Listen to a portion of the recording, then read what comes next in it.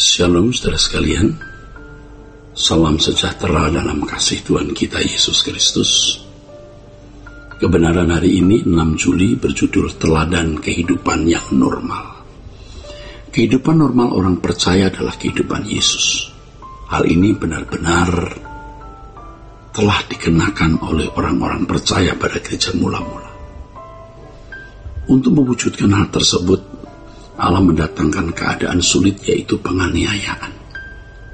Dalam penganiayaan tersebut, saudaraku, orang percaya mengarahkan diri kepada kerajaan Tuhan Yesus yang akan datang, dan kehidupan tidak bercela sama seperti yang dikenakan oleh Yesus, sehingga mereka disebut sebagai orang Kristen.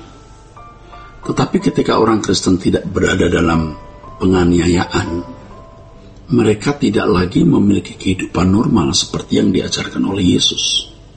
Ini berarti orang-orang Kristen memiliki new normal yang sebenarnya telah menyimpang dari kekristenan yang sejati atau new normal yang salah. Keadaan new normal yang menyimpang dari kebenaran ini diwariskan dari generasi ke generasi sampai hari ini. Gereja dan para teolognya hanya mewariskan doktrin dan liturgi, tetapi pola kehidupan Yesus tidak diajarkan dengan benar. Gereja dan teolognya sibuk dengan perdebatan teologi dan saling menyakiti. Gereja dan para teolognya hanya cakap berteologi, tetapi tidak menghidupkan Yesus dalam kehidupan mereka. Karena gereja dan para teolognya tidak memiliki kehidupan Yesus, maka tidak ada yang bisa diwariskan kepada penerusnya. Dalam hal ini banyak orang Kristen yang tidak tahu bahwa kekristenan yang mereka warisi adalah keberagamaan, bukan jalan hidup Yesus yang harus dikenakan. Sebenarnya kehidupan Kristen yang normal telah ditunjukkan oleh orang percaya pasca kenaikan Yesus ke surga. Salah satu sosok orang percaya yang menjadi model orang percaya yang normal adalah Paulus.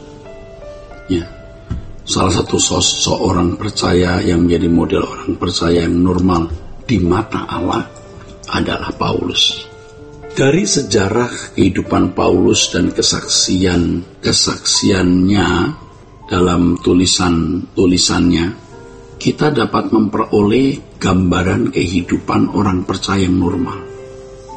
Itulah sebabnya Paulus mengatakan demikian, saudara. Sebab itu aku menasihatkan kamu,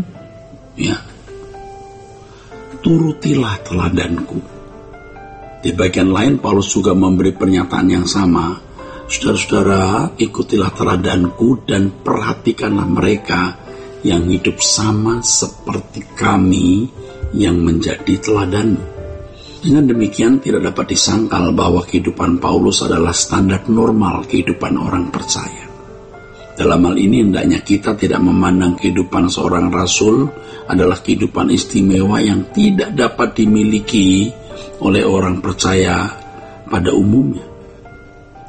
Kehidupan para rasul seperti Paulus adalah model kehidupan orang percaya yang harus dijalani oleh setiap orang percaya di sepanjang zaman dan di segala tempat.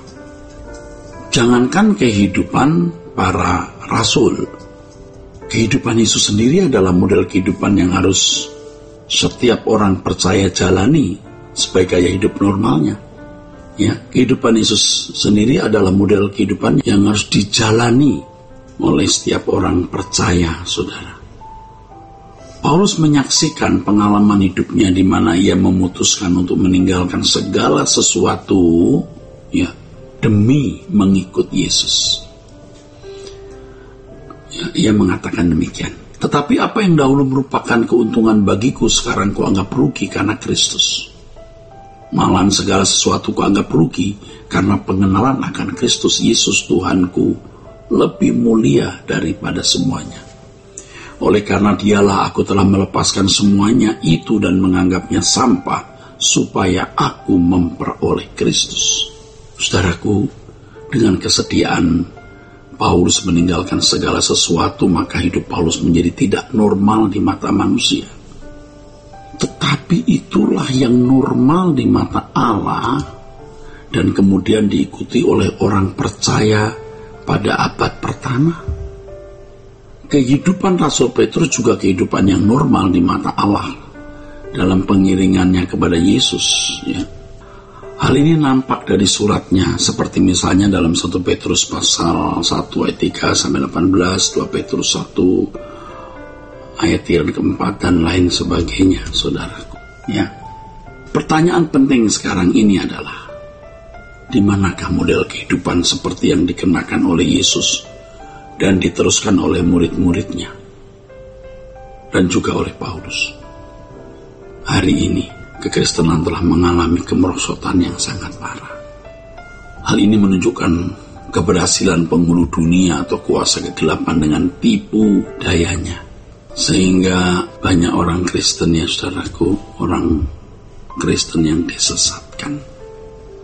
Banyak orang Kristen yang kelihatannya memiliki kesetiaan kepada Tuhan dengan tetap menjadi orang Kristen yang rajin ke gereja, yang aktif dalam pelayanan pekerjaan gereja, bahkan menjadi rohaniwan dan dosen sekolah tinggi teologi.